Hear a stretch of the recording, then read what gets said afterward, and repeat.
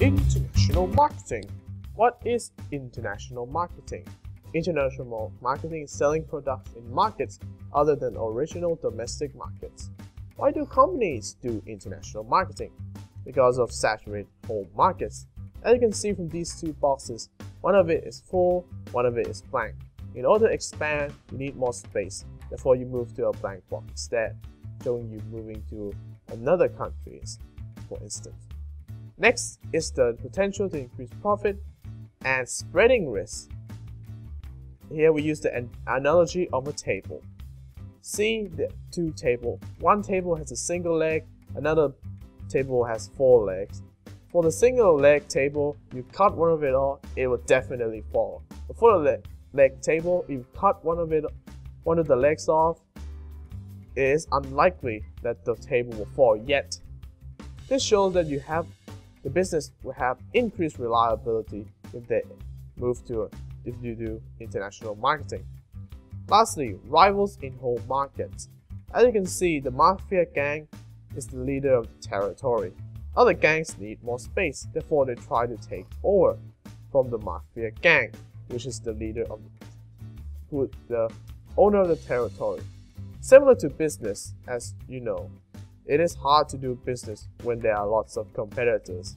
Say, they are rivals. Favorite rivalry in gangs. Despite all of that, there are concerns.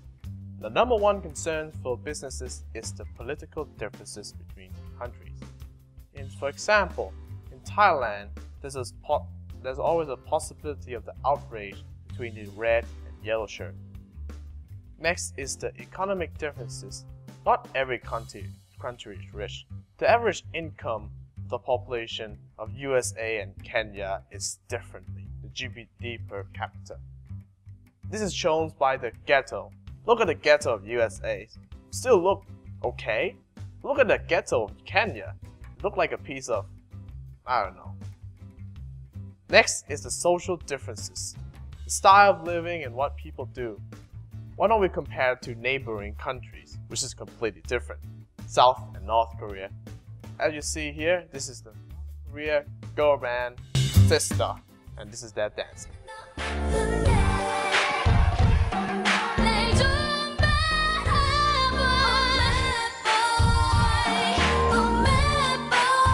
Well, North Korea tried to imitate that, but with a weird song. So here is North Korea version of the dance.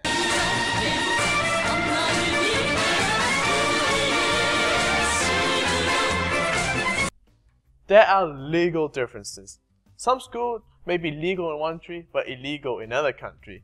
The famous example is that in Netherlands you can smoke weed.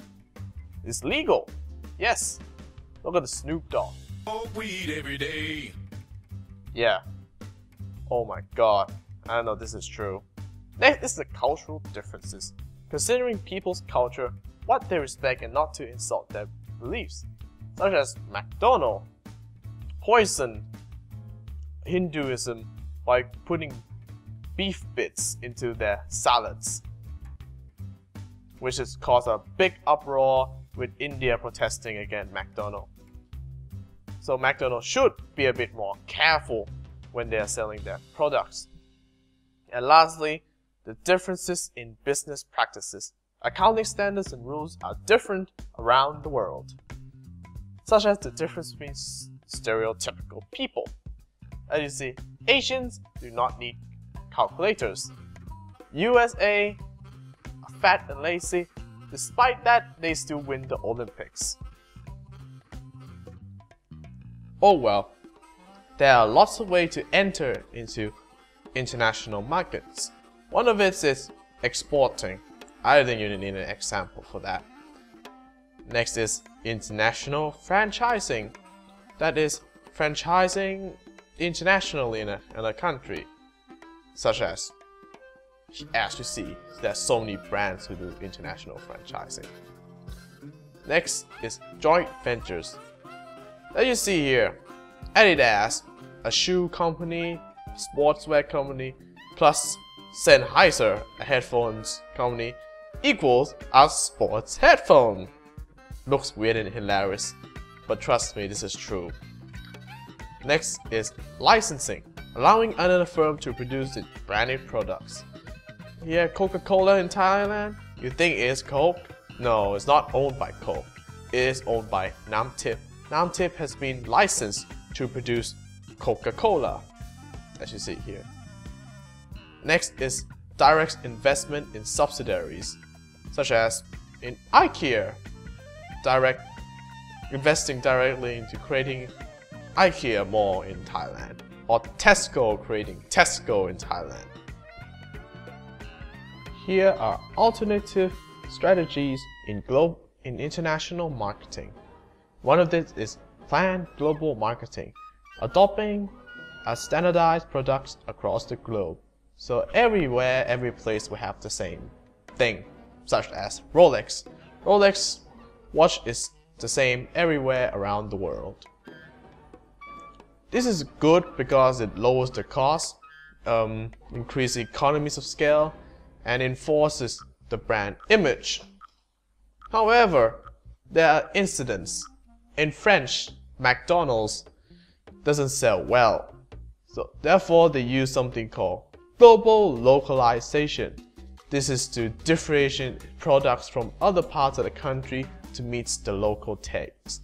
After they change and add some of the French local food, maybe some, I don't know what the French like to eat, but when they did that, McDonald's become more successful in France than they should.